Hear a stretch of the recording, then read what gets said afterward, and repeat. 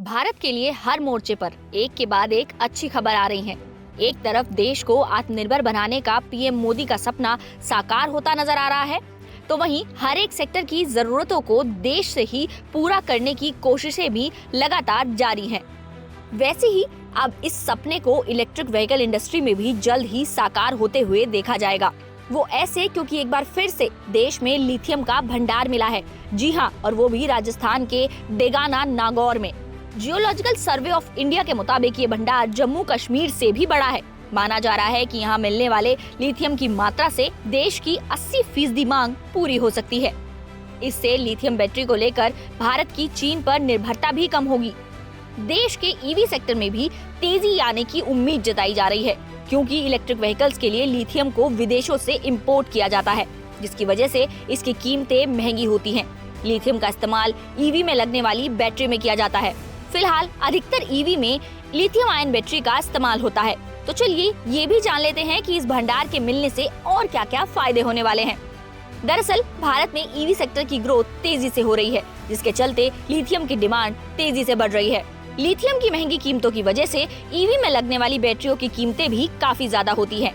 यही वजह है कि इलेक्ट्रिक गाड़ियां डीजल पेट्रोल की तुलना में महंगी होती हैं। लेकिन अब इस भंडार के मिलने के बाद उम्मीद की जा सकती है कि आने वाले समय में राजस्थान और जम्मू कश्मीर मिलकर देश की लिथियम की जरूरतों को अकेले ही पूरा कर देंगे और बैटरी की कीमतें पहले की तुलना में काफी सस्ती हो जाएंगी, जिससे ईवी खरीदना और भी किफायती होगा। बता दें कि लिथियम का इस्तेमाल सिर्फ ईवी बैटरी के लिए ही नहीं, बल्कि मोबाइल, लैपटॉप और बाकी चार्जेबल बैटरीज के लिए भी किया जाता है। और अब तक भारत पूरी तरह से इसके लिए विदेशों पर ही निर्भर था। लिथियम को दुनिया का सबसे लाइटेस्ट और सॉफ्टेस्ट मेटल कहा जाता है, जिसका इस्तेमाल हर एक बैटरी पावर्ड डिवाइस में होता है। ये केमिकल एनर्जी को स्टोर करके उसे इलेक्ट्रिक एनर्जी में बदल देता है। लिथियम का हर एक चार्जेबल इलेक्ट्रॉनिक और बैटरी पावर्ड गैजेट में होने की वजह से ही इसकी डिमांड पूरी दुनिया में तेजी से बढ़ रही है। और ग्लोबल डिमांड बढ़ने की वजह से ही इसे व्हाइट गोल्ड यानी कि सफेद सोना भी कहते हैं। 1 टन लिथियम की ग्लोबल वैल्यू करीब 57.36 लाख रुपए है। वर्ल्ड बैंक की रिपोर्ट के मुताबिक 2050 तक लिथियम की ग्लोबल डिमांड में 500% की तेजी आने की उम्मीद है। आज पूरी दुनिया तेजी से फ्यूल से ग्रीन एनर्जी की तरफ शिफ्ट हो रही है, जिससे ये साफ है कि आने वाले समय में लिथियम की डिमांड में काफी तेजी आएगी। फिलहाल दुनिया में सबसे ज्यादा 21 मिलियन टन का लिथियम भंडार बोलीविया के पास है। उसके बाद अर्जेंटीना, चीन और अमेरिका के पास भी बड़े लिथियम भंडार मौजूद हैं, जबकि चीन के पास 5.1 मिलियन टन का लिथियम भंडार है। इसके बावजूद उसकी ग्लोबल मार्केट में मोनोपोली है। भारत भी अपने कुल लिथियम आयात का 53.76% हिस्सा चीन से ही खरीदता है। साल 2020-21 में भारत ने कुल 6000 करोड़ रुपए का लिथियम इंपोर्ट किया था, जिसमें से करीब 3500 करोड़ रुपए से ज्यादा का लिथियम सिर्फ और सिर्फ चीन से आयात किया गया था, जिससे आने वाले समय में देश की करीब 80% लिथियम की आपूर्ति होने की उम्मीद जताई जा रही है।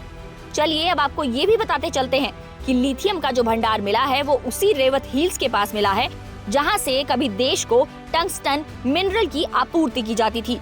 ब्रिटिश राज के दौरान 1914 में ब्रिटिशर्स ने डेगाना के रेवत में टंगस्टन की खोज की थी और आजादी से पहले फर्स्ट वर्ल्ड वॉर के दौरान इसी टंगस्टन से ब्रिटिश आर्मी के लिए वॉर मटेरियल बनाए जाते थे।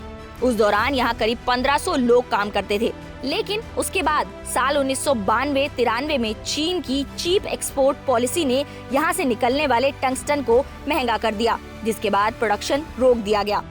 हर समय आबाद रहने वाली और सालों तक टंगस्टन की आपूर्ति करके देश के विकास में मददगार रही ये पहाड़ी एक ही झटके में वीरान हो गई। लेकिन अब यहाँ पर जीएसआई को डेगाना से हाई क्वालिटी टंगस्टन, लिथियम और 4 और मिनरल्स मिली हैं, जिससे न सिर्फ ईवी सेक्टर को बल्कि इंपोर्ट कम होने से देश की इकोनॉमी को भी फायदा मिलेगा। तो ऐसी कुछ खबरों के लिए आप बने रहें हमारे साथ और देखते रहें जागरण बिजनेस।